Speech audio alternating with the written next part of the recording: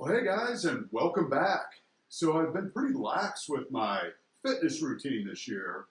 I'm not really sure why, other than I've been anxious to get out to the homestead property and work on projects out there. So I take off pretty early in the morning, and I don't get back till pretty late in the afternoon. And by the time I get back, I'm pretty exhausted. So anyway, we're coming up on the end of the year here, and I was reflecting on just how important fitness is in mine and Lisa's life. So I'm dedicated to getting back into a routine in 2024. So I'm just out here today. It's pouring down rain, and I thought I'd go through some of my old exercises and see if I can't get inspired to put a new program together for 2024.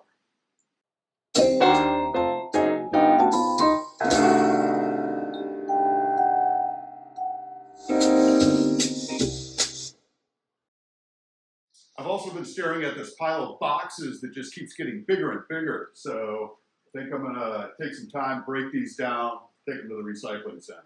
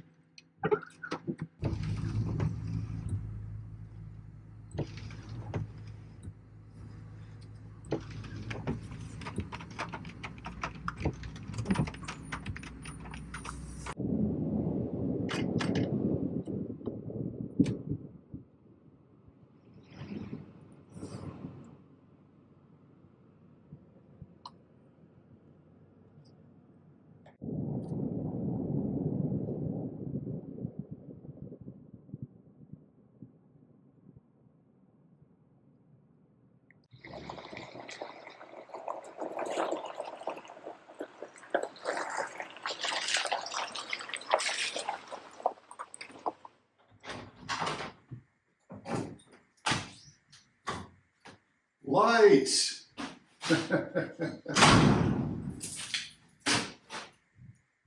Yeah, so definitely nice having these lights in here. Makes a big difference. Um, Anyway, so I think the next project in here is going to be to get this pellet stove hooked up.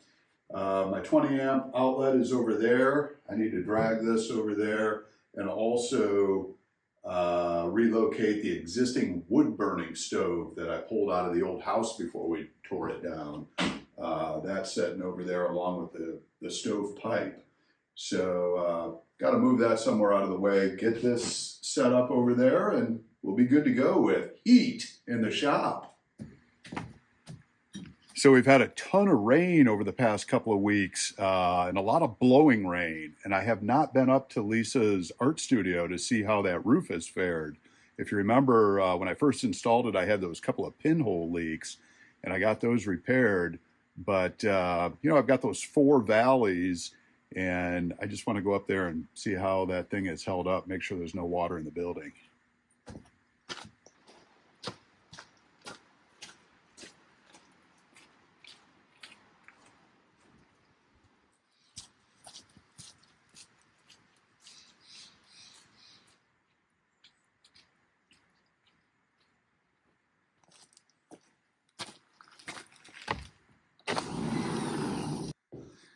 Well, there we go. That's exactly where those pinhole leaks were. So something is getting through there that I did not patch up properly. No other water in here though, so that's good. It's just that one spot. So I will figure out where that's coming through and get that fixed.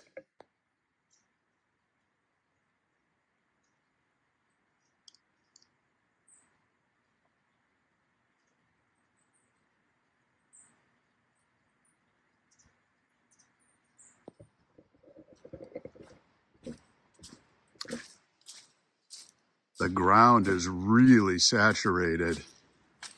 Like I said, we've had a ton of rain.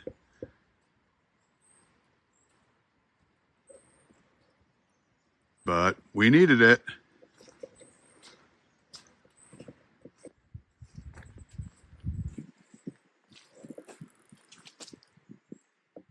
Lemons are looking pretty good.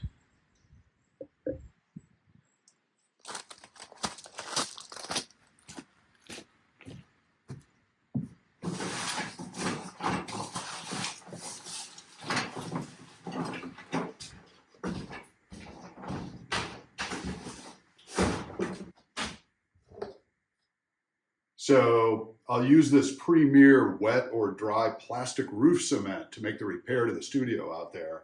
But I think I'm going to wait till it dries out. We've got about 3 or 4 days of partly sunny weather in the forecast toward the end of the week. So I'd rather that roof be dry, even though it says I can apply this to wet surfaces. I'm going to get up there and I don't want to risk slipping off that roof. So we'll wait till it dries out, get that repair made. By the way, you guys may have seen this radio in the background of some of the videos. This is my Yaesu FT60 ham radio. I've had an interest in pursuing ham radio as a hobby for a lot of years, but never actually went through the process of getting licensed. So I acquired this radio about 10 years ago just to tinker around with it. But again, without a license, you're not able to transmit over these radios. You can listen in all you like, but you do need a license from the FCC in order to actually transmit. So I intend to pursue that as one of my 2024 resolutions. I'm going to do that really quickly in 2024. The first license that you obtain is called the technician's license, and it's pretty easy to obtain. In the old days, you had to learn Morse code to get that first license, but they don't require that any longer. And then I'll pursue the next license, which is called the general license, and that will enable me to transmit over a broader range of frequencies and bands. And then there's other levels of licensing you can acquire as well, which I may or may not pursue. But I'm excited about actually finally getting into ham radio as a hobby. Hopefully I'll be able to obtain a larger, a non-portable transmitter, the proper antennas, etc. You can talk to people around the world with the right setup for relatively inexpensive.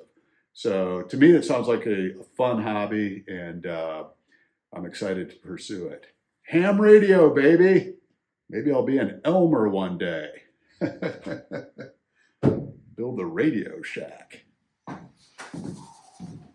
Well, hey guys, another cold morning. My goodness, it's chilly out there.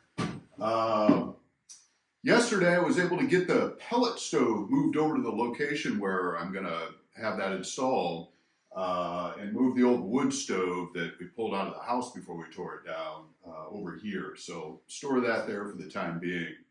But I'm anxious to get this pellet stove hooked up. Again, it'll come in nice and handy on a day like today. Yeah, so this is the spot where I'm going to put this pellet stove. Pretty easy installation. I just have the wall plate to run the 3-inch pipe through.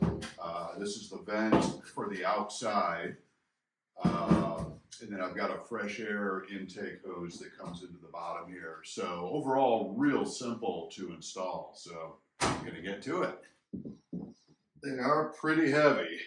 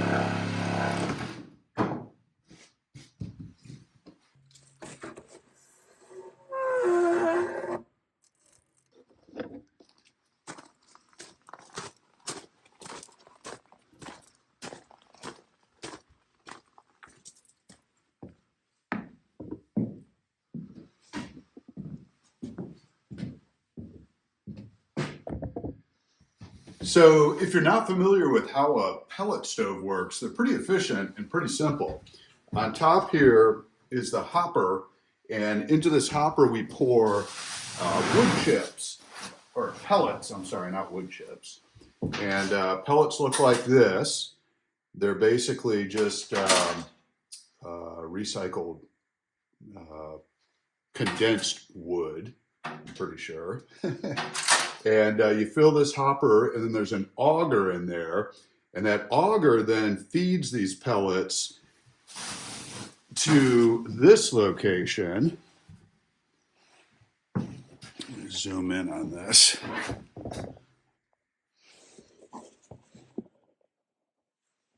So pellets come down this chute, and then there's an igniter here and a fresh air intake here, and then the combustion occurs here in this spot. They're very, very effective at heating a large space. So let's get this thing filled up and fired up, and we'll see what happens. Controls are over here on the side, and I've got an auto mode or a manual mode. The auto mode enables me to operate this with a thermostat, a remote thermostat, which I have here, and it'll automatically turn off and on based on whatever I set that thermostat to. But for the purpose of having this in the shop, I'm always going to run this manually. So I put that on manual, and then hit the manual start. And then there's adjustments here for the level of heat and the level of output. How big is the fire going to be? When you first start these up, it does take about 10 minutes for it to actually get adjusted and set up before the actual fire ignites. So we'll let those 10 minutes go.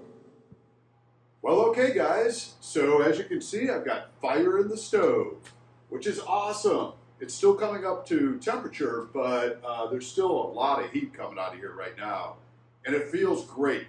So I'm good to go. Now I need to get a comfy chair and a bookshelf, and I'll be good to go for winter in the shop. Okay, guys, so winter weather is here, and I feel like we're good to go here at the homestead property. We're prepared, ready to go. I'm glad to have that pellet stove in the shop. That's going to make working in the shop much more fun during the winter time. And so I'm looking forward to getting a lot of use out of that. Today I was just putting the finishing touches on this. This is our winter vehicle kit, and I'll look forward to revealing what's in this kit for you guys in next week's video. Lisa and I have a trip planned for Christmas. We're going up into Washington State to a really cool town there, and I'll tell you about that next week. But we're going a route that we've never gone before, and we're crossing the Cascades, and it's big time snow during the wintertime where we're going. So this kit is real important for that venture, and any ventures during the wintertime for us. So again, next week I'll look forward to revealing what is in this kit. In the meantime, thanks for joining me this week. I appreciate you guys watching. Please subscribe if you haven't. That really helps out the channel. Smash that like button if you enjoyed the video. I'll look forward to seeing you next time.